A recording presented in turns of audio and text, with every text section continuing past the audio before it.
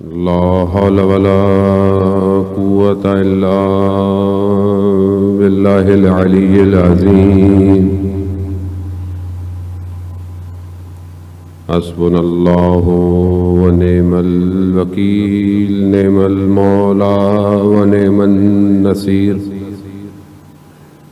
أعوذ بالله من الشيطان الرجيم. بسم الله الرحمن الرحيم.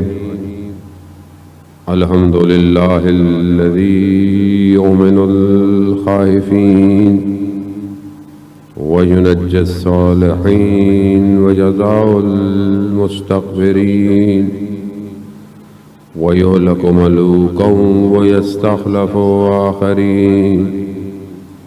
والصلاة والسلام على رسول ثقلين محبوب رب المشرقين والمغربين جد الحسن والحسين نبينا سيدنا أبي القاسم محمد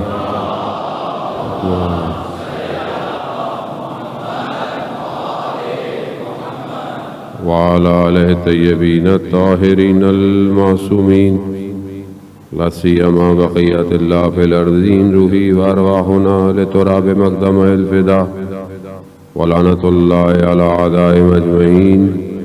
بسم الله الرحمن الرحيم. رب اشرح لي صدري ويسر لي أمري واحلل عقدة من لساني يفقهوا قولي. أما بعد فقد قال الله تبارك وتعالى في كتاب الحكيم والقرآن المجيد: وما خلقت الجن والإنس إلا ليعبدون. صلوات بھیج محمد والے.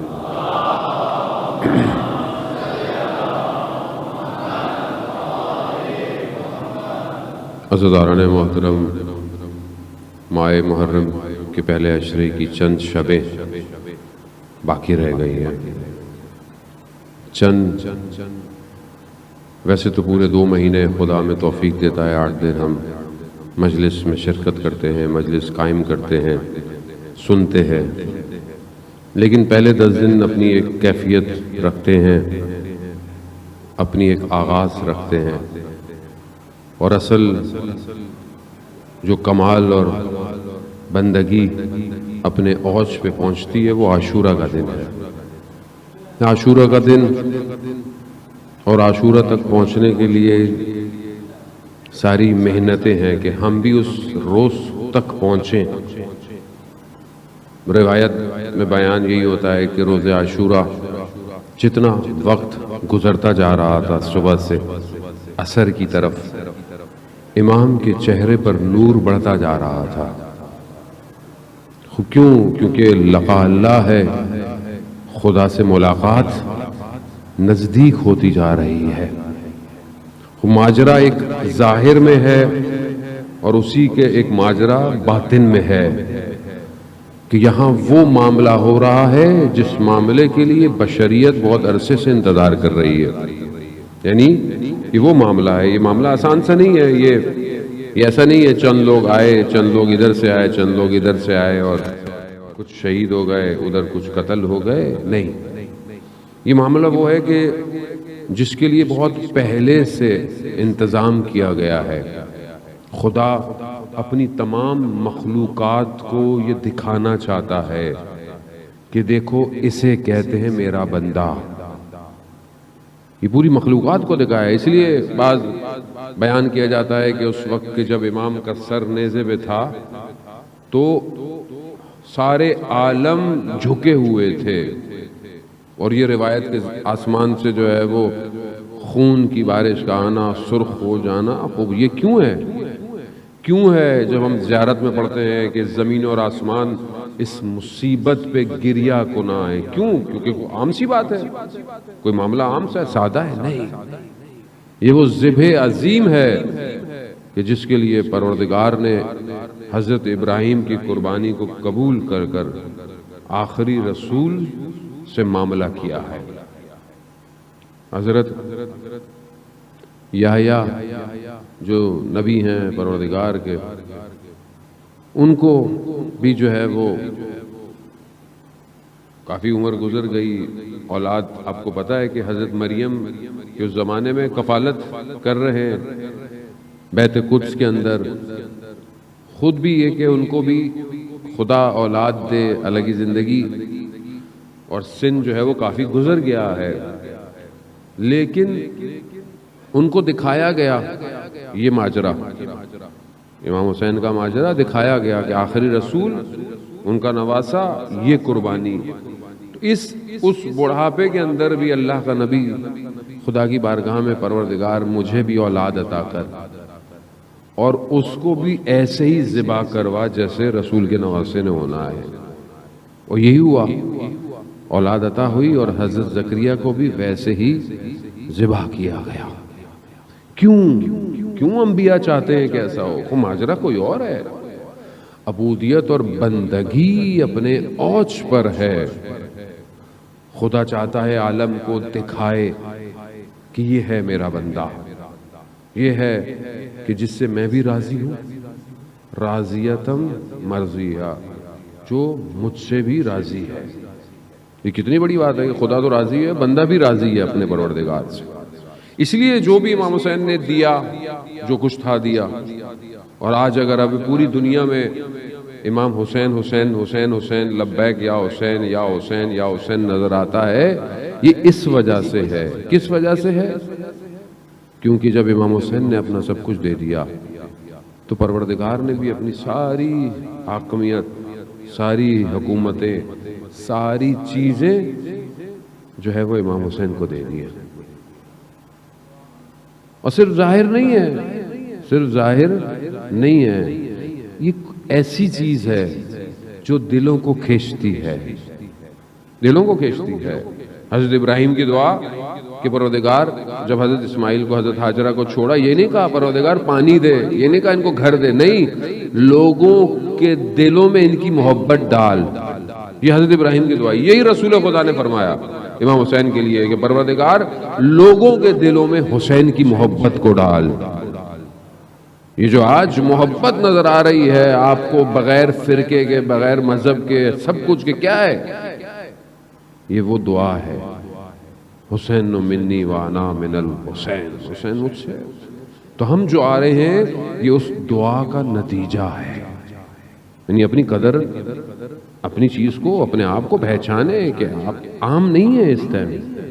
یعنی پوری کائنات سوگوار ہے، غم کی حالت میں ہے. جب اللہ کا ولی غم میں ہو، حجت خدا غم میں ہو، آخری امام غم میں ہو، تو پوری کائنات غم کے اندر ہے، پوری کائنات. وہ ہم اسی طرف بڑھیں گے. یہ کربلا ہمیں پیغام کیا دے رہی ہے؟ آپ کی خدمت میں چند دن بہرحال چند شبیں گزر گئی ہیں، کچھ ٹوٹی سی باتیں بہرحال آپ کی خدمت میں بیان کی ہیں. بہرحال ایک دو شبیں ہی رہ گئی ہیں، ایک دو شبوں کا مہمان ہے سیدہ کا لال. بہرحال تھوڑا سا پرسا، خدا آپ کا آنا قبول کرے. یہ ساری چیزیں اللہم صلی محمد. بہرحال جو بھی لوگ اپنی طرف سے پوری کوشش کرتے ہیں مجلس کو قائم کرنے میں، انتظامیہ، اسکاؤٹ ٹرسٹ، جو بھی بانیان مجلس ہیں، میڈیا والے، سب اپنا کردار ادا کرتے ہیں، اپنی کوشش کرتے ہیں. آپ کو بھی کرنا چاہیے، ایک ذمہ دار، آزادار بنے. بہرحال کووڈ ہے، کرونا ہے، بیماری، وبا اپنی جگہ پر یقیناً ایس او پیز پہ بہرحال جتنا ہو سکتا ہے عمل کریں. خاص طور پہ آتے جاتے وقت سبیلوں پہ بہت اچھی بات ہے، پانی پلائیں، شربت پلائیں سب، لیکن بہرحال احتیاط کریں.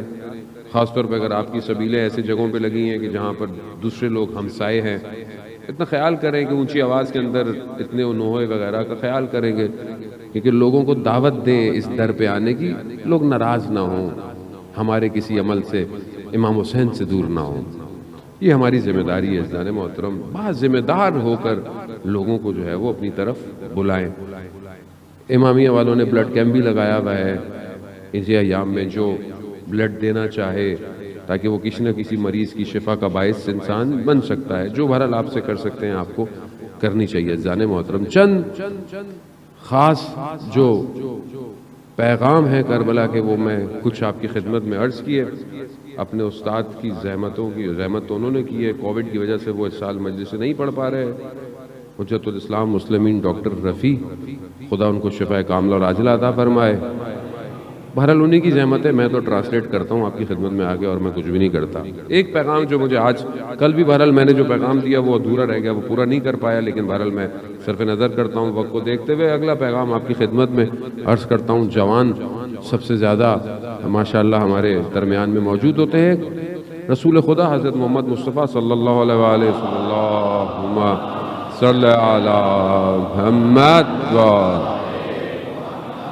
رسول خدا اپنے ایک صحابی کو بیان فرماتے ہیں اپنے حدیث کے، دو چیزیں میرے جانے کے بعد امت سے بہت جلدی چلی جائیں گی، بہت تیزی سے چلی جائیں گی۔ کہا یا رسول اللہ کون سی چیزیں؟ کہا ایک امانت داری اور دوسرا خشیت، یعنی خدا کے آگے خاشیت رہنا، خدا ترسی رکھنا، خدا کا خوف رکھنا، یہ دو چیزیں امت سے تیزی سے چلی جائیں گی۔ اور یہی ہوا۔ سب سے بڑی امانت السلام علیکہ یا امین اللہ، سب سے بڑی امانت تھی ولایت علی ابن ابی طالب، چلی گئی، نہیں رکھی۔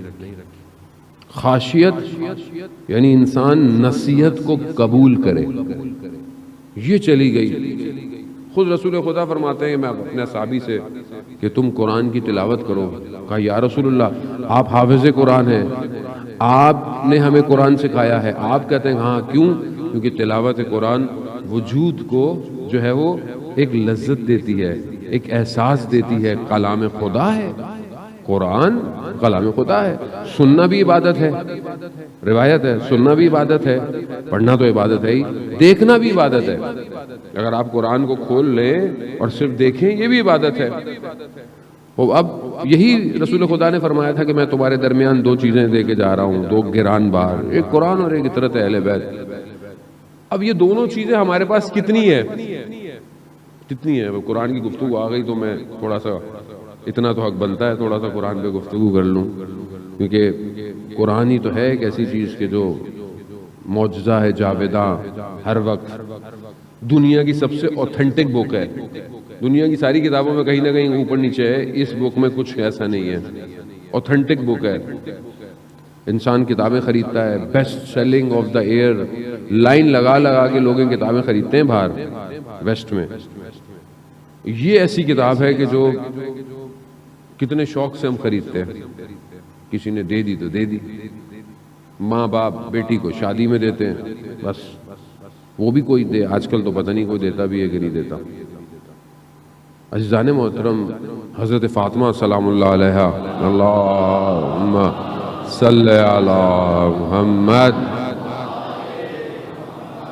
بی بی ارشاد فرماتی ہیں مجھے اس دنیا میں تین چیزیں اچھی لگتی ہیں۔ بس میں یہ حدیث بیان کر کے آگے کی طرف بڑھوں گا، بس آپ کی توجہ کا طالب۔ بی بی فرماتی ہیں مجھے تین چیزیں اس دنیا میں اچھی لگتی ہیں۔ پہلی، مجھے اپنے بابا رسول خدا کے چہرے کو دیکھنا اچھا لگتا ہے، چہرے کو دیکھنا اچھا لگتا ہے۔ دوسری چیز بی بی فرماتی ہے مجھے قرآن کی تلاوت اس دنیا میں اچھی لگتی ہے۔ اب بی بی کے ماننے والے ہیں، ہمیں بھی اچھی لگنی چاہیے۔ اب کتنی اچھی لگنی چاہیے یہ باپ کے اپنے اوپر ہے۔ کتنا قرآن پڑھنا چاہیے ڈیلی؟ کتنا پڑھنا چاہیے؟ آپ کے ذہن میں کتنا پڑھنا چاہیے قرآن؟ کتنا؟ کلام الہی ہے۔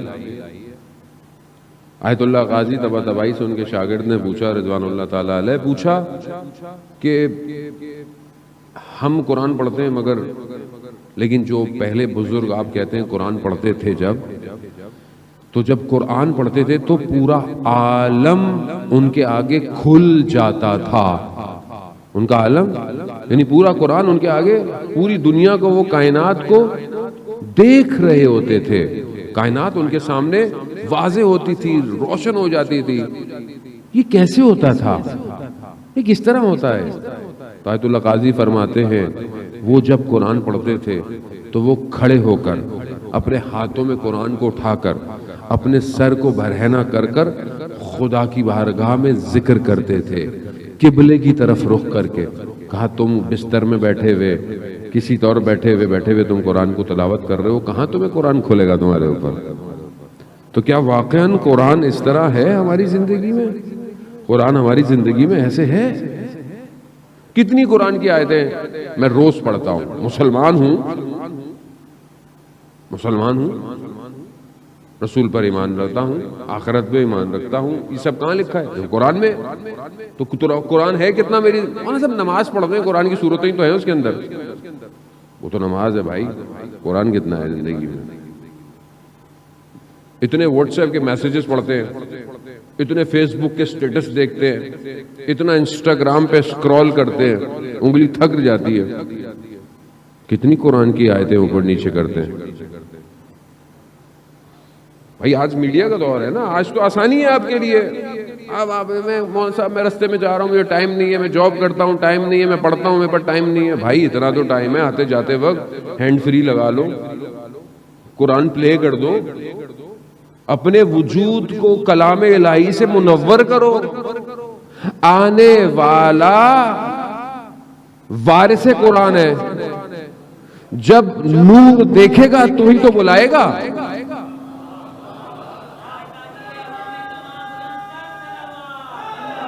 یا بھائی نور دیکھے گا تو بلائے گا نا بھائی، نور ہے۔ نہیں مولانا صاحب یہ لوگ پڑھتے رہتے ہیں، لوگ حافظ بھی ہیں، مگر کوئی فائدہ نہیں ہے۔ کیوں فائدہ نہیں ہے؟ کیونکہ ولایت نہیں ہے۔ اچھا ولایت نہیں ہے تو اگر ولایت ہے تو قرآن عمل، ولایت کہاں آئے گی؟ عمل کے ساتھ۔ بھائی کیا کہا جاتا ہے؟ چھٹے امام سے روایت ہے، امام جعفر صادق علیہ السلام، اللہم صلی علی محمد۔ وہ امام سوال، امام نے کہا کہ نماز، روزہ، حج، زکوٰۃ کوئی بھی چیز قبول نہیں ہے اگر ہماری ولایت نہیں ہے، قبول نہیں اگر ہماری ولایت نہیں ہے۔ تو اب بولے وہ سب قبول نہیں ہے، قبول نہیں ہے۔ بھائی عمل قبول نہیں ہے، اس کا مطلب ہے کہ عمل کا ہونا ضروری ہے، عمل ہو اور ولایت کے ساتھ ہو۔ اب یہ تھوڑی ہے کہ عمل نہیں ہے تو بس تم نکل جائیں گے۔ کہاں نکلو گے؟ کہاں جائیں گے؟ خدا کے لیے دنیا جہان کی کتابیں پڑھتے ہیں، ویسے وہ تو ہم بھی وہ بھی نہیں پڑھتے، نہ ہم ناول پڑھتے ہیں، نہ اب تو وہ کچھ بھی نہیں آتا جو پہلے پڑھا جاتا تھا، لیکن صرف یہ آ گیا ڈیجیٹل۔ اللہ کی کتاب، اللہ کے قریب معززان محترم، ائمہ آئے اس لیے خدا کے قریب کرے، اپنے قریب کے لیے نہیں آئے تھے۔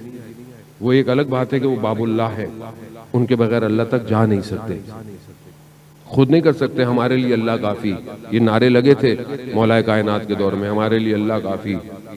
کیا ہوا؟ نہیں ہو سکتا، بغیر ولی کے نہیں پہنچ سکتے، خود اللہ نے نظام ایسا بنایا ہے۔ قرآن کی تلاوت وجود کو منور کرتی ہے۔ روایت ہے جس گھر میں قرآن کی تلاوت ہوتی ہے وہ گھر ملائکہ کے لیے بالکل ویسے چمکتا ہے جیسے زمین والوں کے لیے رات کو تارے چمکتے ہیں۔ تو اگر آج چاہتے ہیں آپ کا گھر ملائکہ دیکھیں تو گھر جا کر قرآن کی تلاوت کیجئے گا۔ دوسری چیز ہے، تیسری چیز بی بی فرماتی ہیں مجھے کیا اچھی لگتی ہے دنیا میں؟ انفاق کرنا، اللہ کی راہ میں دینا۔ اللہ کی راہ میں دے، اس سے بہترین کوئی چیز نہیں ہے۔ اب یہ جو خاشیت ہے، خاشیت کیوں برحال پیام کربلا ہے؟ کیوں ہے؟ کیونکہ امام حسین علیہ السلام ارشاد فرماتے ہیں، اللہم صلی علی محمد۔ امام ارشاد فرماتے ہیں کہ کیوں نہیں امام نے کبھی کہا کہ میں رسول کا نواسہ ہوں، کبھی میں کہا علی کا بیٹا ہوں، کبھی میں کہا میں سیدہ کا بیٹا ہوں، کبھی اپنا امامہ دکھایا کہ یہ رسول کا امامہ ہے، کبھی اپنی تلوار دکھائی کہ یہ رسول کی تلوار ہے، حتیٰ گھوڑے پہ بھی سوار جب وہ کہا یہ رسول کی سواری ہے۔ کیوں؟ کیونکہ شاید ان کے دل میں خاشیت پیدا ہو جائے، شاید ان کے دل کے اندر کوئی چیز اثر کر جائے، لیکن نہیں اثر کرتی۔ کیوں؟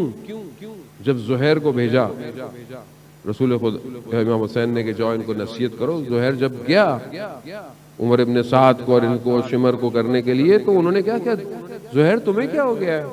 تم تو دوسرے مسلک کے تھے، تم تو دوسرے مسلک کے تھے، تمہیں کیا ہو گیا ہے تم امام حسین کے ساتھ چلے گئے ہو؟ کہا اس واز کی وجہ سے، خشیت کی وجہ سے۔ کہا کیوں؟ کہا میں دور تھا، میں دوسری طرف تھا، میری بیوی نے مجھے نصیحت کی، میری بیوی نے مجھے نصیحت کی۔ کیا کہا؟ کہا زہیر علی کے بیٹے کو تنہا نہیں چھوڑنا۔ کہا اثر کر گئی، اسی لیے حضرت علی فرماتے تھے کمیل سے، حضرت کمیل کو، کمیل نصیحت کرو، واز کرو، کیوں؟ کان سننا چاہتے ہیں، کان سننا چاہتے ہیں، اس لیے رسول خدا کہتے تھے قرآن کی تلاوت کرو، کیوں؟ سننا چاہتے ہیں کان، یہ صاف ہونا چاہتا ہے وجود پاک۔ آج معاشرے کے اندر واز و نصیحت ہی نہیں ہے۔ مجلس اگر ذرا سی آپ واز و نصیحت کر دیں، لیکن یہ مولانا صاحب کو مجلس ہی پڑھنا نہیں آتی ہے، پتہ نہیں کیا پڑھ دیں۔ اچھا ہمارے لیے تو اللہ نے سسٹم چینج کیا، میں نے آپ کو پہلے ہی بتا دیا، ہمارا سسٹم چینج ہے، ہم نے تو ایسی پڑھنی ہے، اور وہ اب معاشرے میں جا کر فٹ ہو گئی ہے کہ ایسی بھی مجلس ہوتی ہے۔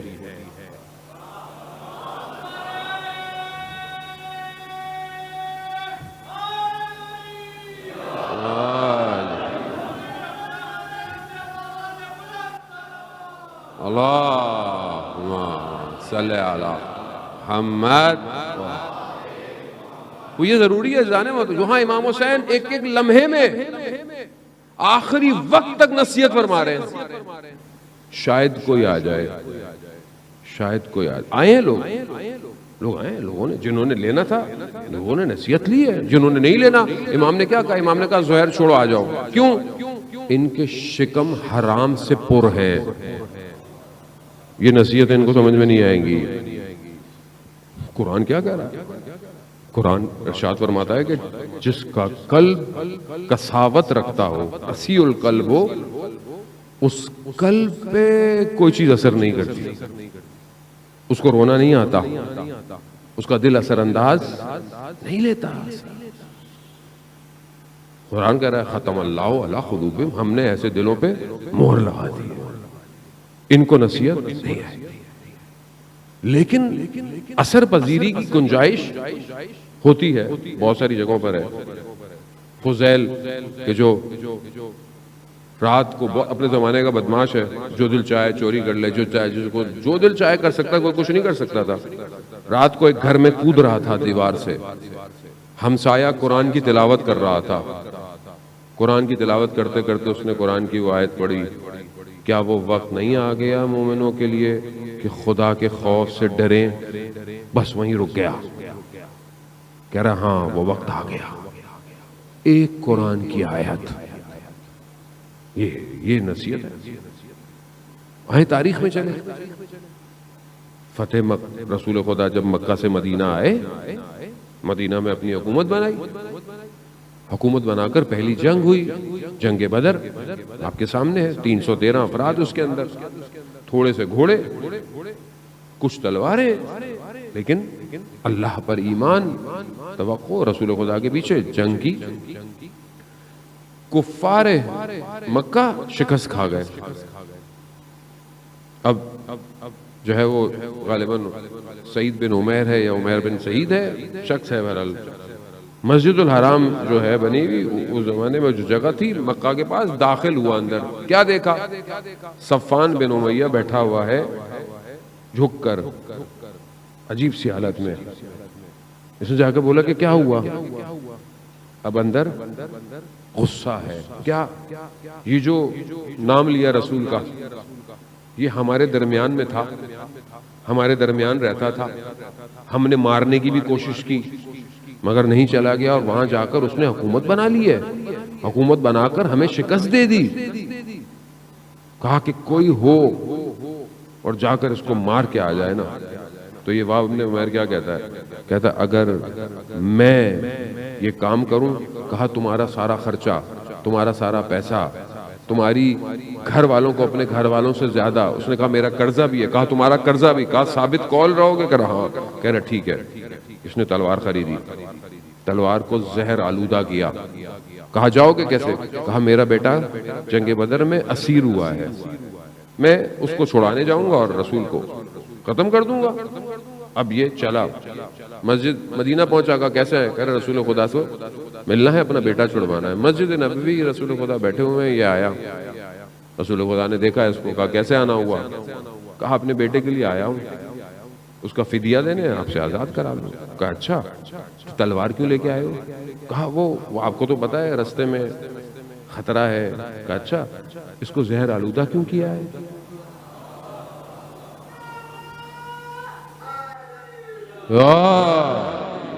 اب پریشان ہو گیا. اب اگر نبی کو نہ پتا ہو غیب کی باتیں، یہ مجھے نہیں سمجھ میں آتا، بعض مسلمان پتہ نہیں کیوں ایسی باتیں کرتے ہیں.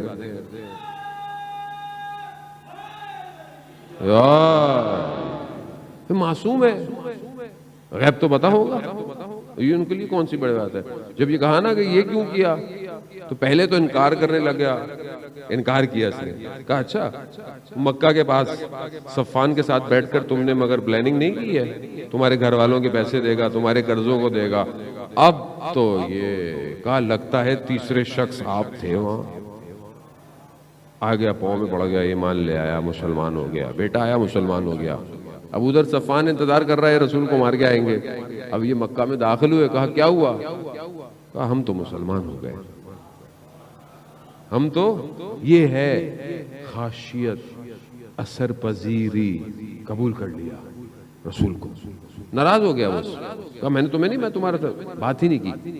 فتح مکہ جب ہوئی تو رسول خدا نے سب کو معاف کیا سوائے 10 لوگوں کے. 8-10 لوگوں کے سوا سب کو معاف. اس میں ہی صفوان بھی تھا. کیوں؟ کیونکہ اس نے ٹیررسٹ پلان کیا تھا رسول کے خلاف. رسول نے خدا کہ اس کو معاف نہیں کیا جائے گا. البتہ رسول نے بعد میں لوگوں کو معاف کر دیا، رسول تھے رحمت اللہ عالمین تھے، معاف کر دیا. لیکن اس کو کہا نہیں. اب اس کی جان خطرے میں ہو گئی. اب یہ نکلنا، کیونکہ جب رسول معاف نہیں کرے تو اس کا مطلب ہے اس کو تو مارنا جائز ہے، اس کو تو مارنا. ابھی چھپے. اب وہی شخص وہب بن عمیر، لیکن اس لیے کہتے ہیں دوست اچھا ہونا چاہیے. دوست آپ کا ایسا ہو جسے دیکھ کر خدا یاد آئے. اچھا دوست تھا نا، دوست تھا. اس حالت میں رسول کے پاس آیا سفارش کرنے، یا رسول اللہ میرا دوست ہے، معاف کر دیجیے. رسول خدا نے کہا چلو معاف کر دیتے ہیں. میرا امامہ لو، کیونکہ اگر وہ اکیلا باہر نکلا تو اس کو یہ مجھے پہنچنے سے پہلے مار دیں گے. میرا امامہ لو تاکہ لوگ اس کو کچھ کہیں نہ. اس کو لے کر آئے، مسلمان ہوا.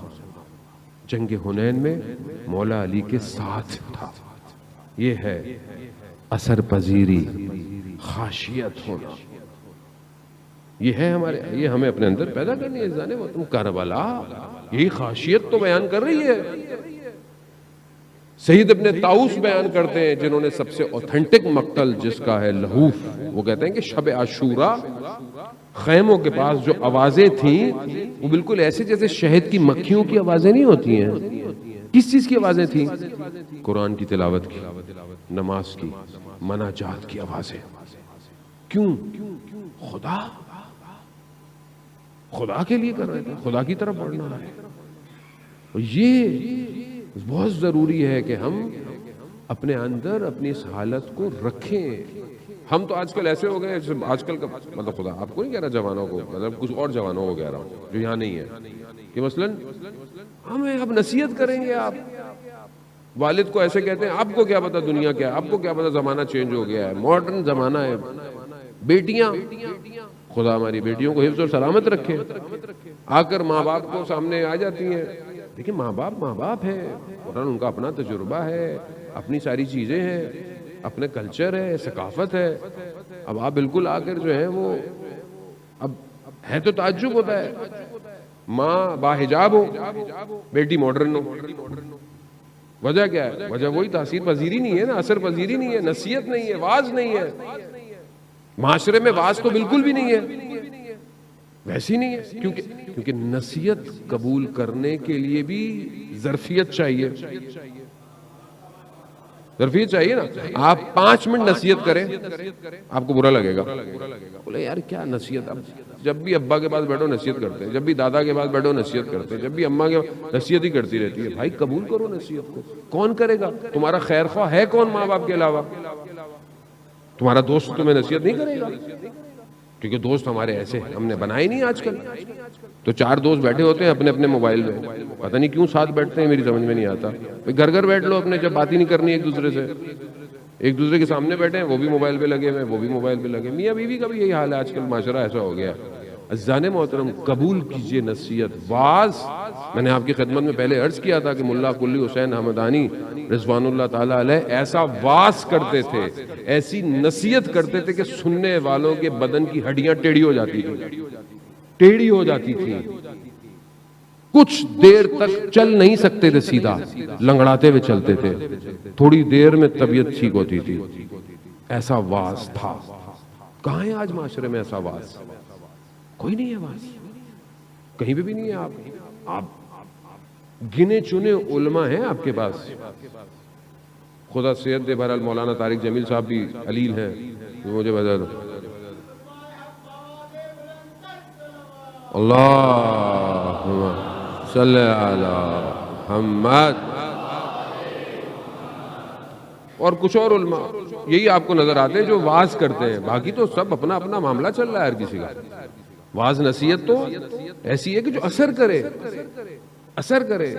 میں اپنی جوانی کے ٹائم میں جو ہے طارق جمیل کو سنا، اس وقت میں دیکھتا یار ایک بندہ خدا کی خوف دیتا ہے، اللہ کی طرف لے کے آتا ہے. یہ نہیں پتا تھا کہ اللہ ہمیں بھی اسی لائن میں لے آئے گا ایک دن، کہ تمہیں بھی یہی کام کرنا ہے بھائی. اللہ کی طرف لے کر آؤ، خوف کی طرف لے کر آؤ، خاشیت کی طرف لے کر آؤ، لاؤ. اور ہم نے اپنے اساتذہ سے جب ہم ان کے سامنے جاتے ہیں جو حقیقی عارف ہیں، آپ یقین کریں ان کے درسوں کے اندر جو ہے وہ انسان شرمندہ ہوتا ہے اپنے اوپر. یعنی ان کی گفتگو ایسی ہوتی ہے کہ انسان اپنی طرف متوجہ ہونا شروع ہو جاتا ہے. ہمارے استاد آغا شعبان داداشی جب بھی ہمیں درس دیتے تھے تاریخ کا، کلام کا، لیکن اللہ کے ولیوں میں سے ایک ہے، اکثر پڑھتے پڑھتے اشارہ کر دیتے تھے سید ہے تو بہت اچھا، لیکن اگر اس کا اخلاق بچوں کے ساتھ اچھا ہو تو بہت. یعنی یہ پتہ چل جاتا تھا کہ میں بچوں کو ڈانٹ کے آیا ہوں. اتنا اثر، تاثیر. ایک جوان، آیت اللہ شمس الدین کہتے ہیں، ایک جوان کو میں نے دیکھا کہ ظہر کی نماز میں مسجد گزر خان فاطمیہ کم المقدسہ حضرت آیت اللہ بہجت رضوان اللہ تعالی علیہ ظہر کی نماز پڑھاتے تھے. ایک جوان ہر ظہر میں اس کو دیکھتا تھا کہ اس کے چہرے سے لگتا تھا کہ جوان جو ہے وہ بہت پاک اور صاف ہے. پھر مجھے ایک اور عالم دین نے اس جوان کا ماجرا بتایا کہ ماجرا کیا ہے. کہا ایک شب جمعہ یہ آیا تھا بس، وہ خود بتاتا ہے، اس کے بعد اس کی زندگی بدل گئی. یعنی خود آیت اللہ عظمہ بہجت کی نماز ایسی تھی جو لوگوں کو گناہ چھڑوا دیتی تھی جو ان کے پیچھے نماز پڑھتا تھا. وہ کیسے؟ خاشیت. یوٹیوب پر ہے، آپ دیکھیں نماز، سجدے کے اندر کیسے چیختے ہیں، کیسے گریہ کر رہے ہیں، جیسے خدا کے سامنے حاضر ہیں. وہ جوان، وہ کہتے ہیں کہ وہ جوان تہران کا رہنے والا تھا، 1.5 سے 2 گھنٹے کی ڈرائیو ہے. ہر روز وہ آتا تھا ظہر کی نماز پڑھنے، ہر روز. کیوں؟ کیونکہ اسے پتا ہے کہ خاشیت دل میں پیدا ہو گئی. زندگی جوانی گزر جائے گی، کچھ نہیں بچے گا. مولا متقیان فرماتے ہیں مناجات امیر المومنین جو مسجد کوفہ کے اعمال ہیں، کیا ہے؟ اللہم انی اسألک یوم لا ینفع، پروردگار میں سوال کرتا ہوں اس دن کا جس دن کوئی چیز نفع نہیں دے گی سوائے جو سالم سلیم قلب لے کر آیا ہوگا. قلب سلیم جو لے کر آئے گا اس کے علاوہ کوئی چیز نفع نہیں دے گی. اس عالم میں کیا کریں، کیا کریں پھر اس کو؟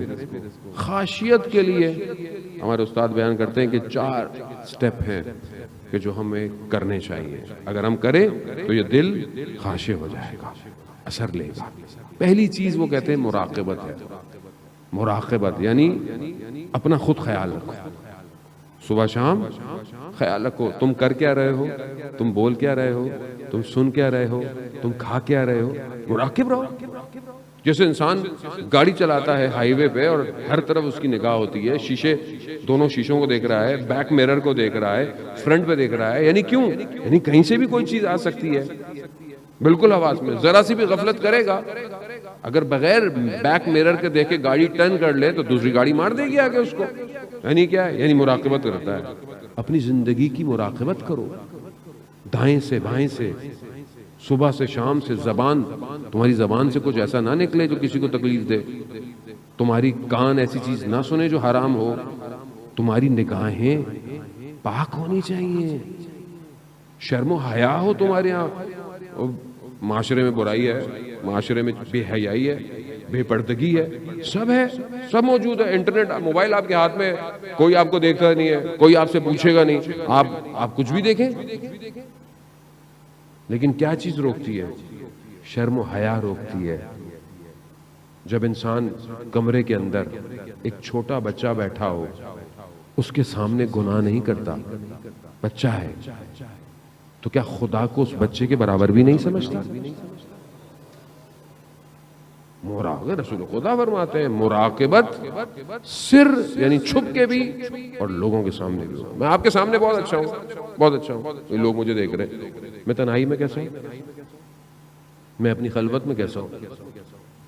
حیا یہی ہے، حیا تنہائی میں ہے، حیا قلب کے اندر ہے.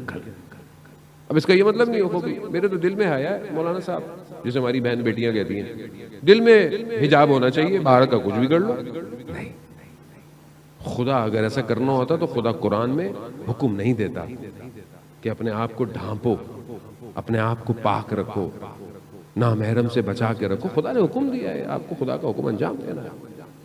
دوسری چیز رسول خدا فرماتے ہیں جو انسان اپنے اندر خاشیت پیدا کر سکتا ہے وہ کیا ہے؟ وہ تفکر ہے، فکر ہے. کس میں؟ قیامت میں. یعنی موت کو یاد کرو، موت کے بارے میں سوچو. شخص آیا رسول خدا کی خدمت میں، یا رسول اللہ کیا ہم شہید کے درجے کو یا شہید شہادت تک پہنچ سکتے ہیں؟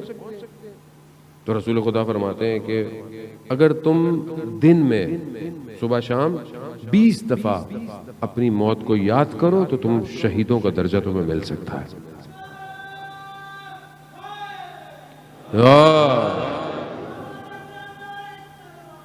اللہم صلی علی محمد.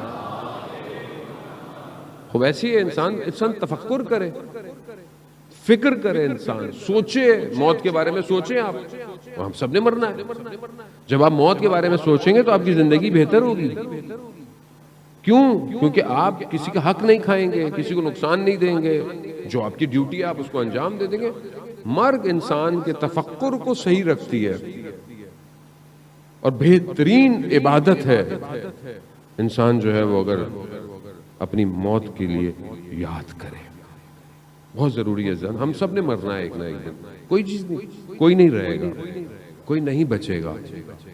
یہ دولت، یہ شہرت، یہ پوسٹ سب ختم ہو جائے گا. کہاں پڑے ہیں وہ؟ نہج البلاغہ میں مولا فرماتے ہیں نا، یہ جو قبروں میں پڑے ہیں، جو ساتھ بھی ہیں لیکن ان کے اندر فاصلے اتنے ہیں کہ یہ دنیا میں محلوں میں رہتے تھے، کہاں گئے یہ سب؟ اور وہ بھی کسی کو قبر نصیب ہو. کیسے کیسے لوگ تھے، صدام حسین جیسے، ہم یہ کر لیں گے، ہم وہ کر لیں گے. حملہ کیا کربلا کے اوپر، امام نے کہا ہم بھی بتائیں گے کہ ہم کون ہیں، تو تمہارا بھی حال بتائیں گے کہ ہم نے تمہارا حال کیا کرنا ہے. کیا کیا؟ جو بھی آیا. عزیزان محترم، ان کے مقابلے میں تو ویسے بھی کوئی نہیں رکنے والا، ویسے بھی کوئی نہیں رک سکتا. کل آپ نے ویڈیو دیکھی، گھبرا گئے، کچھ جھنڈے اترے. میں نے آپ کو کل کچھ کہا، آج تصویریں دیکھی، جھنڈے دوبارہ لگ گئے ہیں، علم لگ گئے. میں نے آپ کو کہا گھبرائیں نہیں، اسی کابل پہ دوبارہ انہوں نے لگا دیے یا حسین کے پرچم. میں نے آپ کو کہا تھا سافٹ ویئر چینج ہو گیا ہے. لبیک یا حسین، لبیک یا حسین، لبیک یا حسین، لبیک یا. وہ دنیا جمع ہو رہی ہے، دنیا کو پتہ چل گیا ہے، خود انہیں ہی پتہ چل گیا ہے کہ جس تفکر پر وہ اتنے عرصے سے رہے انہیں کامیابی نہیں ملی. جب اس ولایت کے تفکر کے اندر میں آئے تو انہیں پتہ چلا کامیابی کسے کہتے ہیں. ابھی کیا ہے، انہوں نے بیان کیا دیا ہے، ہمارا ہم داعش نہیں ہیں، ہم اہل سنت ہیں، ہمارا شیعوں کے ساتھ کچھ نہیں ہے، شیعہ ہمارے ساتھ ہیں. آپ ان کا بیان دیں گے. اور انہوں نے خاص کہا ہے کہ پر ہمسائے ملکوں کو یہ بات پہنچا دیں، پروپیگنڈے کا شکار نہ ہو. کیوں؟ کیونکہ انہیں پتا ہے. انہیں کیا پتا ہے؟ وہ جو پردے میں ہے وہ خود اپنے آنے کی تیاری کروا رہا ہے. اللہم صلی علی محمد. وہ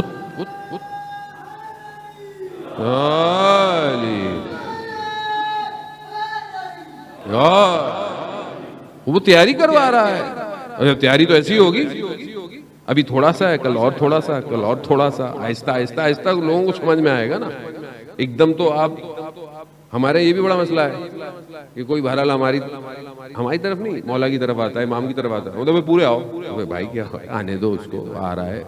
یہ فلانے مولانا اتنی باتیں کرتے ہیں, پوری کیوں نہیں کرتے بھائی؟ جتنی وہ کرتے ہیں, جہاں وہ رہتے ہیں اس حساب سے وہ بہت کرتے ہیں باتیں. آپ آنے دیں.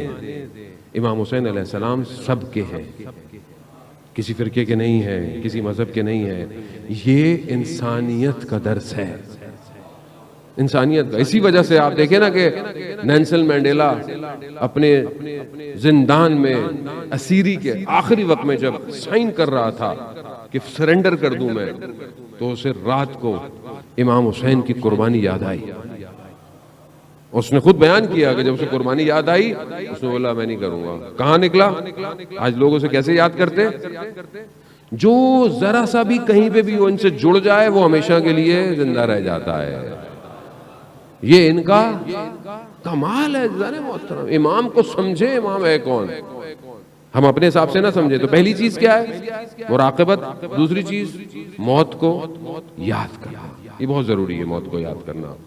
موت کو یاد کریں گے, سیدھے سے ہی چلتے رہیں گے. جہاں موت بھولی, تکبر کریں گے, غرور کریں گے, عجب کریں گے, خود پسندی کریں گے, اپنے آپ کو بڑھتر سمجھیں گے.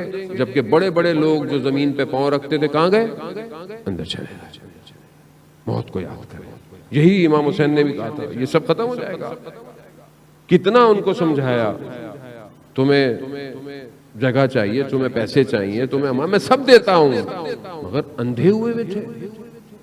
شہر رے کی حکومت کے لیے اندھے ہوئے ہوئے تھے. کیا ملا؟ کچھ بھی نہیں ملا. نہ یاد کیا. امام نے کہا جہنم کی طرف اپنے آپ کو جھونک رہے ہو, تو نہیں سمجھ رہے. تیسری چیز جو ہے کہ انسان جو ہے وہ اپنے مناجات یعنی گفتگو اس کی زندگی میں ہو. کس سے؟ خدا سے. آپ اپنے دل پر ہاتھ رکھیں, خدا سے کتنی دیر گفتگو کرتے ہیں 24 گھنٹے میں؟ نماز پڑھتے ہیں, وہ تو واجب ہے, وہ تو پڑھنی ہے, اس میں تو کوئی مسئلہ نہیں ہے. خدا سے گفتگو, خدا سے باتیں کتنی دیر ہے؟ ہفتے میں ہے ایک دن. عزیزان محترم, میں آج آپ کو ایک اور ہوم ورک دے رہا ہوں. صحیفہ سجادیہ, جسے امام سجاد علیہ السلام اللہم صلی علی محمد, دعاؤں کی کتاب ہے. دعاؤں کی کتاب ہے, مناجات کی کتاب ہے. جوانوں کو کہہ رہا ہوں, اتنا کچھ پڑھتے ہیں, ایک صحیفہ سجادیہ بھی خرید لیں. نہیں خرید سکتے تو ڈاؤن لوڈ کر لیں, سافٹ ویئر اپلیکیشن ہے, سب ڈاؤن لوڈ کر دیں. اردو میں پڑھیں بے شک. ترجمہ مناجات تائبین, توبہ کرنے والوں کی مناجات, یعنی جنہوں نے توبہ کرنی ہے وہ خدا سے کیسے گفتگو کرے, امام سکھا رہے ہیں. ایک فراز ہے اس کا, بہت عجیب ہے, کہ پروردگار گناہ کو معاف کر دے گا, ختم کر دے گا گناہ کو, گناہ نہیں رہے گا, نظر نہیں آئے گا. لیکن پھر بھی جب حاضر ہوگا بندہ نا, تو اسے گناہ یاد آئے گا. یہ جو یاد آنا ہے نا, یہ اس کے دل کو افسردہ کر دے گا. اللہ اکبر. وہ تو رحمان ہے, اس نے تو کہا میں نے معاف کر دیا تمہیں گناہ. لیکن شرمندگی, اس لیے امام فرماتے ہیں مناجات ابو حمزہ کے اندر بھی چند مناجات ہیں جس کو آپ اپنی زندگی میں جو ہے نا وہ رکھیں. ضروری نہیں ہے کہ رمضان میں پڑھنی ہے مناجات. دعائے ابو حمزہ ضروری نہیں ہے کہ آپ رمضان میں پڑھیں, آپ پورا سال تھوڑا تھوڑا پڑھ سکتے ہیں. مناجات شعبانیہ جو شعبان کی رات پڑھی جاتی ہے, آپ اس کو سال میں پڑھیں, کسی بھی ٹائم پڑھیں. مناجات امیر المومنین کوفہ کے اعمال میں سے آپ کبھی پڑھیں. میں نے جوانوں کو دیکھا عزیزان محترم سجدوں میں گڑ گڑاتے ہوئے مناجاتوں کو پڑھنا. آیت اللہ عظمہ بہجت رضوان اللہ تعالیٰ فرماتے تھے کہ ہم اپنے استاد کے کہنے پر حرم مولا کائنات میں تہجد کی نماز پڑھ رہے تھے. ہم نے قنوت میں دعائیں پڑھنی ہوتی تھی. ہم نے دیکھا کہ ایک جوان آیا، وہ قنوت میں دعائے ابو حمزہ ایسے پڑھ رہا ہے جیسے خدا سے گفتگو، واقعاً اپنے وجود کے ساتھ۔ نماز ختم ہوئی، جوان چلا گیا۔ کہا ہم نے اپنے استاد سے پوچھا کہ یہ کون تھا؟ کہا مگر تم نہیں پہچان پائے، وقت کا امام تھا۔ کہا ہم کب دیکھیں گے استاد؟ کہا خدا تمہاری ظرفیت کو پیدا کرے گا جب تم اپنے امام کو دیکھو گے۔ یعنی قنوت کے اندر خوب بات کرے، کوئی ہفتے میں تھوڑی دیر کو مناجات، خدا سے بات کرے۔ کیا ہے، پوری دنیا سے باتیں کرتے ہیں۔ رات کے پیکج، فری کے پیکج ہیں ساری موبائل کی کمپنیوں کے، سستے پیکج ہیں کہ آپ کس سے بات کریں گے؟ آپ، خدا نے آپ کو وائرلیس، موبائل لیس، کمیونیکیشن لیس، کسی چیز کا محتاج نہیں کیا کہ مجھ سے بات کرو، بس ہاتھوں کو اٹھاؤ بات کرو مجھ سے۔ کیوں نہیں کرتے بات؟ خدا اسی لیے گرفتار کرتا ہے ہم لوگوں کو، مصیبت میں جو ڈالتا ہے نا، لوگ بہت مصیبت میں پریشان ہوتے ہیں۔ کبھی کبھی ہمیں بھی احساس ہوتا ہے کہ سامنے والا اتنی دعائیں کر رہا ہے، اتنی التماس کر رہا ہے، ہم بھی کہتے ہیں پروردگار تو رحم کر بندے کے اوپر۔ لیکن کبھی کبھی پھر مجھے وہ آیت اللہ نخود کی اسوانی رضوان اللہ تعالیٰ علیہ کا واقعہ یاد ہے۔ آپ یقین کریں کبھی کبھی ہمیں بھی احساس ہوتا ہے کہ میں بھی خدا کی بارگاہ میں پروردگار، مطلب ہم ہیں تو گناہگار، لیکن کچھ ہماری بھی لاج رکھ لے، بندے کی مشکل حل کر دے۔ لیکن مجھے وہ بات یاد آ جاتی ہے آیت اللہ نخود کی اسوانی رضوان اللہ تعالیٰ علیہ کی، کہ شاگرد کہتا ہے میں ان کی خدمت میں حاضر ہوا، میں نے دیکھا استاد رو رہے ہیں، گریہ کر رہے ہیں۔ میں نے کہا استاد گریہ کیوں کر رہے ہیں؟ کہا اللہ نے میرا جو پہلا درجہ تھا اسے درجے کو بڑھا دیا ہے۔ تو کہا یہ تو خوش ہونے کی بات ہے اس میں۔ کہا نہیں، جو میرا پچھلا درجہ تھا اس میں جب کوئی اپنی حاجت لے کے میرے پاس آتا تھا، مشکل لے کے میرے پاس آتا تھا نا، تو میں دعا کر کر اس کی مشکل حل کر دیتا تھا۔ اب جس مقام پہ میں آیا ہوں، یہاں سے مجھے نظر آ رہا ہے کہ یہ جو مشکل ہے نا اس کے اوپر، یہ اللہ کا فضل تھا، اور میں دعا کر کے اس فضل کو ہٹا دیتا۔ کبھی کبھی احساس ہوتا ہے میں بھی پیچھے ہو جاتا ہوں، اللہ ہماری کوئی حیثیت نہیں ہے اتنی، لیکن بہرحال انسان ہے، میں آپ کے لیے دعا کروں، آپ میرے لیے دعا کریں، ہم سب کو مل کے دعا کرنی چاہیے ایک دوسرے کے لیے۔ ویسے بھی عزیزان محترم، کسی کی دعا خدا قبول کر لیتا ہے، لیکن یہ جو مشکل گرفتاری ہے، آغا دولابی فرماتے تھے، کتنا خوبصورت جملہ ہے، فارسی کا ہے، مزہ بھی اس کا فارسی میں ہے، ہر کے گرفتار است گرفتار یار است، کہ جو گرفتار ہے، جو پھنسا ہوا ہے، وہ اصل میں اپنے یار کے لیے پھنسا ہوا، اس نے پھنسایا ہوا اس کو۔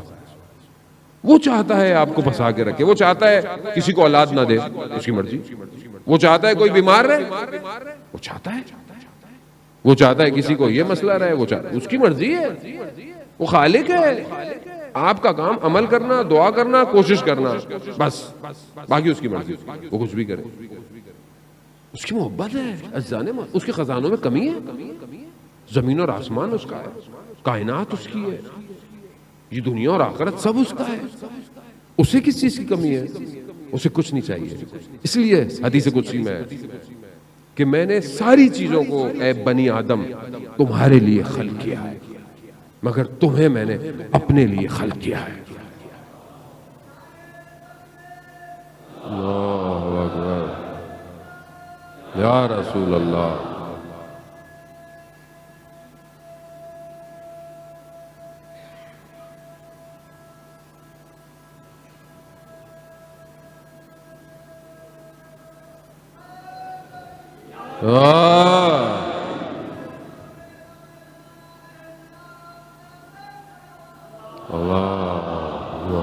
صلی اللہ محمد۔ عزیزان محترم، بہرحال وقت بہت تیزی سے جو ہے وہ اپنے اختتام کی طرف بڑھا۔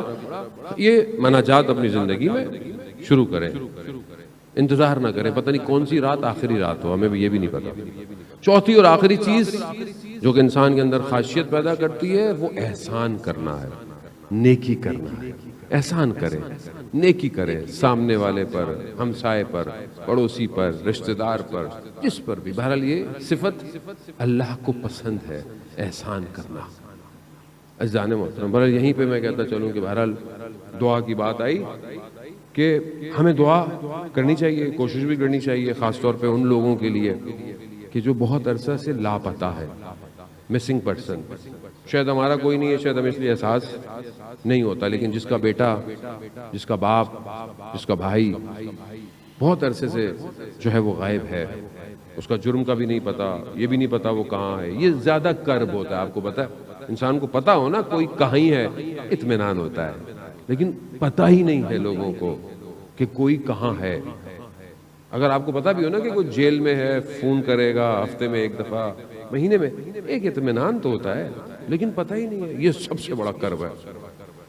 دعا کریں کہ ان سب کے لیے کہ بہرحال حکومت بھی اس پر نظر ثانی کرے اور چیزوں کو دیکھے، اور خدا ان سب کو جلد سے جلد، جو اس دنیا ملک میں، ہمارے ملک میں اور دوسرے ملکوں کے اندر بھی آپ یقین کریں گے لوگ جو ہے وہ مسنگ پرسن کے اندر شمار ہوتے ہیں، ان سب کو جلد سے جلد رہائی عطا فرمائے. آپ یقین کریں پچھلے سال بھی ہم ہمیشہ مجلسوں میں کرتے رہے اور ایک شخص کا نام لیتے تھے. کون؟ شیخ زکزکی کا نام لیتے تھے.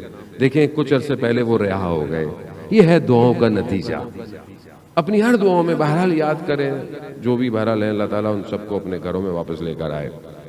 ہاں عزاداران محترم، چند شبیں باقی ہیں. میں آپ کی اس حسن سماعت کا واقعاً شکر گزار ہوں کہ جس محبت کے ساتھ اور جس آپ تمرکز کے ساتھ، اٹینشن کے ساتھ مجلس کو سنتے ہیں، خاص طور پہ جوان. اور بہرحال انسان ایک حد تک چہروں کو دیکھ سکتا ہے، لیکن کچھ چہرے، بلکہ میکسیمم لوگ ہی روز ہی آتے ہیں ماشاءاللہ. میں ایک ڈایا میٹر میں شکلیں دیکھ لیتا ہوں، اور کچھ لوگ مخصوص ایک ہی جگہ پہ بیٹھتے ہیں تو مجھے یاد بھی ہو گئے، اور نہیں بیٹھے ہو تو میں ان کو ڈھونڈتا بھی ہوں بغیر محسوس کیا آپ لوگوں کو کہ آج وہ نہیں آ رہا نظر مجھے. یہ اور اللہم صلی علی محمد وعلیہ. یہ جو بہرحال آپ کی اپنی ایک تشنگی ہے سننے کی، یہ خود انسان کو مجبور کرتی ہے کہ گفتگو جو ہو وہ آپ کی مرضی کی ہو، جیسا آپ چاہتے ہیں، آپ کا قلب چاہتا ہے. اور آج ویسے بھی آج ہم اس جوان کے مصائب کے لیے آئے ہیں کہ جو 12 سال کا ہے. جوان کی بڑی اہمیت ہے، نوجوان ہی ہے نا یہ.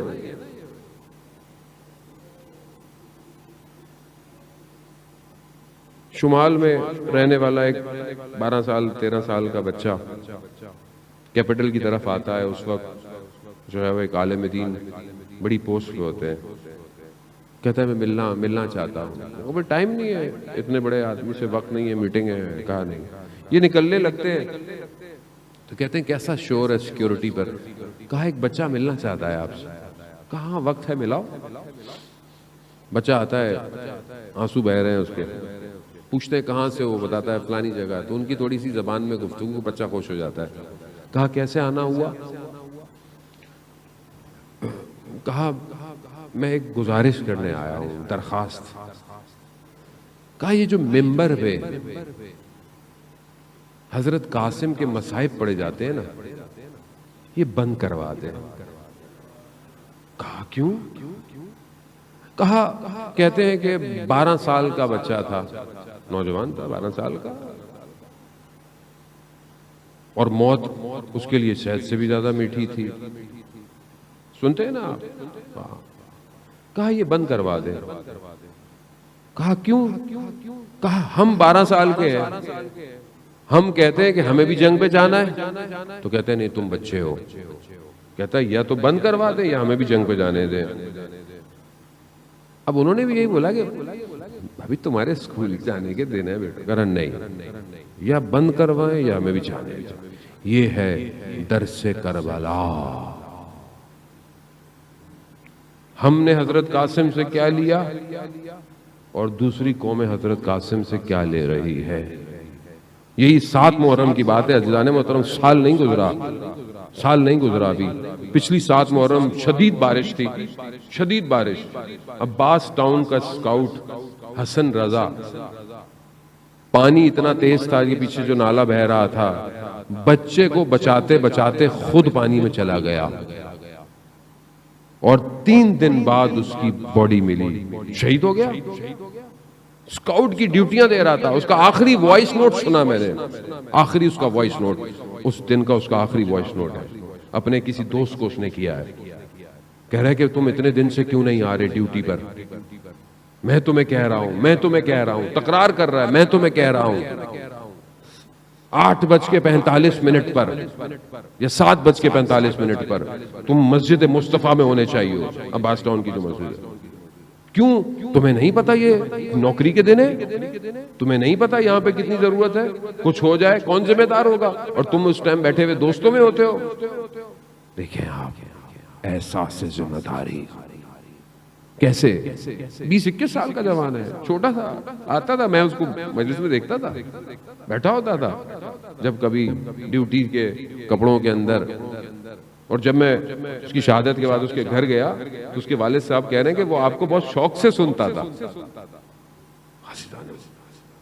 کہاں سے لیا اس نے یہ جذبہ؟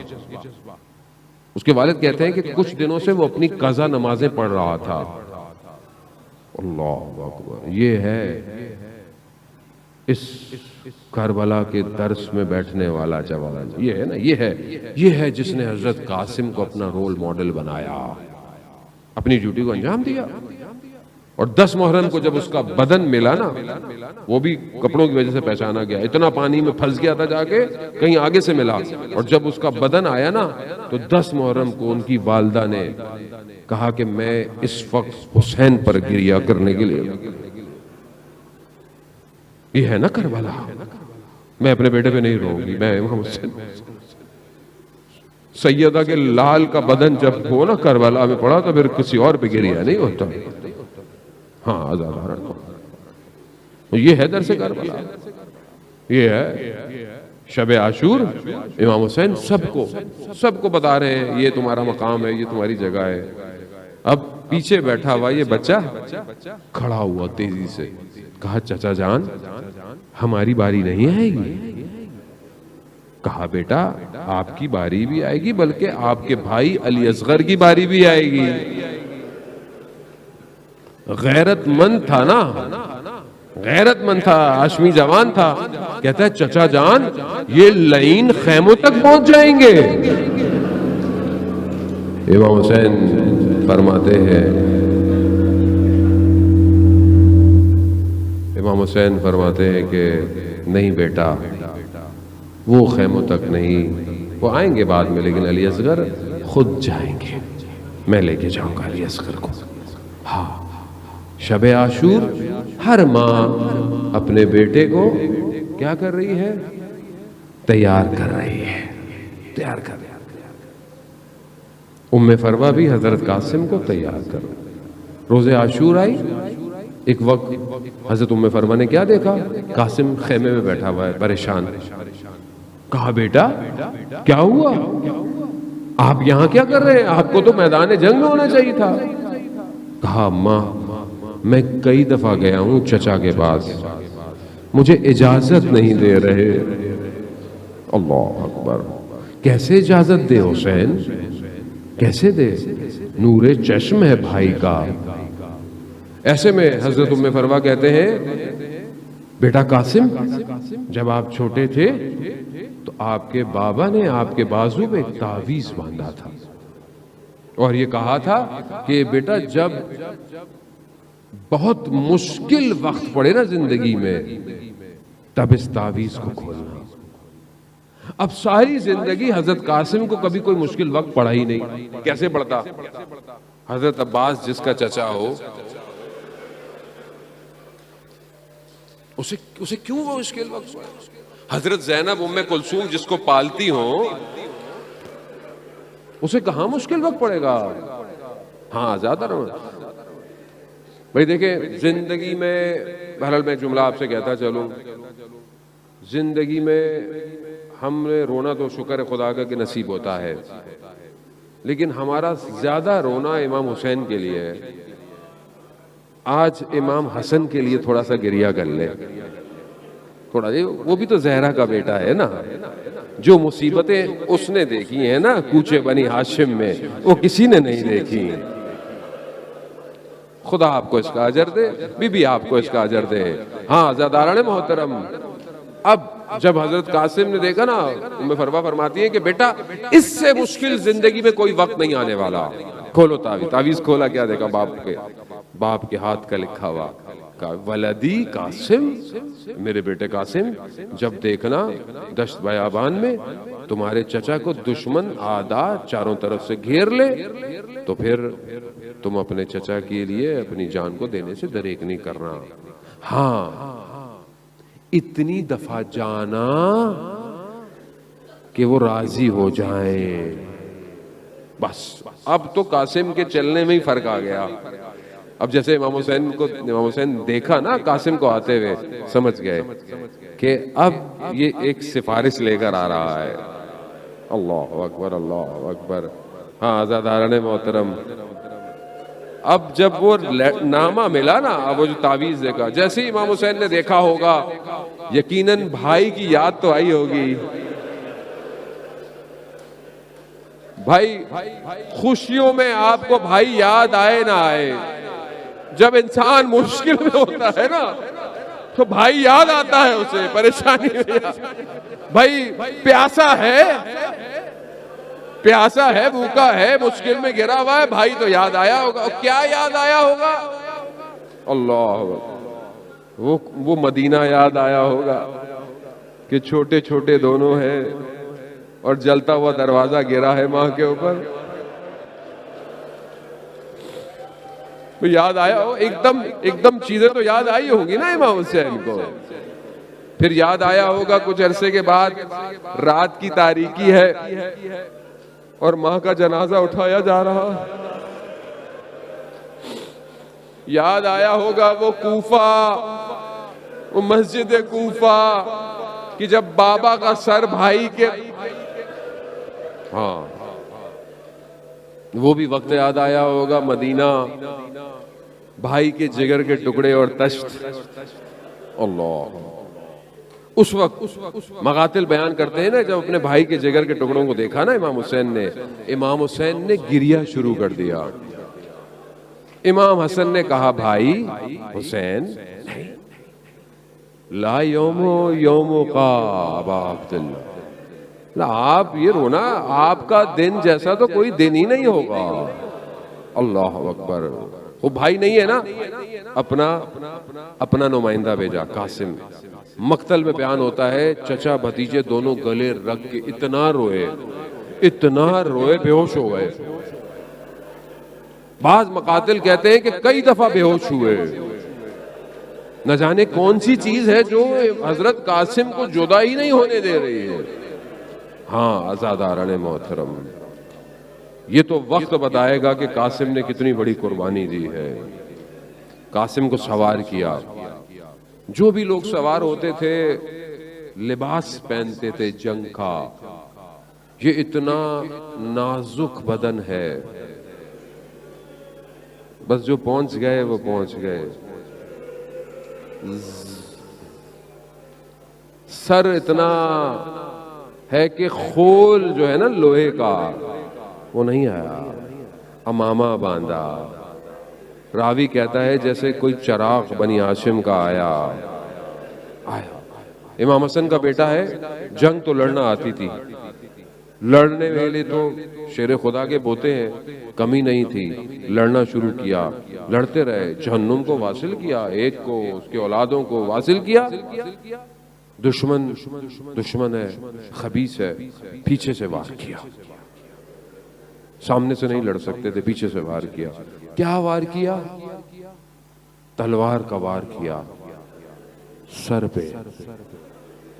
خول نہیں ہے، امامہ ہے. سر شکاف ہوا، توازن ختم ہوا، گرے. مقتل کہتا ہے چہرے کے بل گرے. اجرکم اللہ. بھئی حسن سبز قبا کو پرچھا دیں آپ. جنت البقیع میں اس امام کو پرچھا دیں، اس امام کو پرچھا دیں. ہاں توازن نہیں تھا، چہرے کے بل گرے. پھکارا چچا میری مدد کو. یہاں مقتل کہتا ہے امام حسین اتنی تیزی سے آئے، وہ لعین جس نے شکاف کے لیے تلوار چلائی تھی نا، اس نے چاہا کہ میں جلد گردن سر سے جدا کروں، مگر امام حسین اتنی تیزی سے پہنچے، امام نے تلوار سے اس کے بازو کاٹ دیا۔ اب اس کا بازو جب کٹا نا تو اس نے شور مچایا، میری مدد میری مدد۔ اس اسنا میں بس آخری جملے، اس اسنا میں ادھر کے گھوڑے ادھر ہوئے،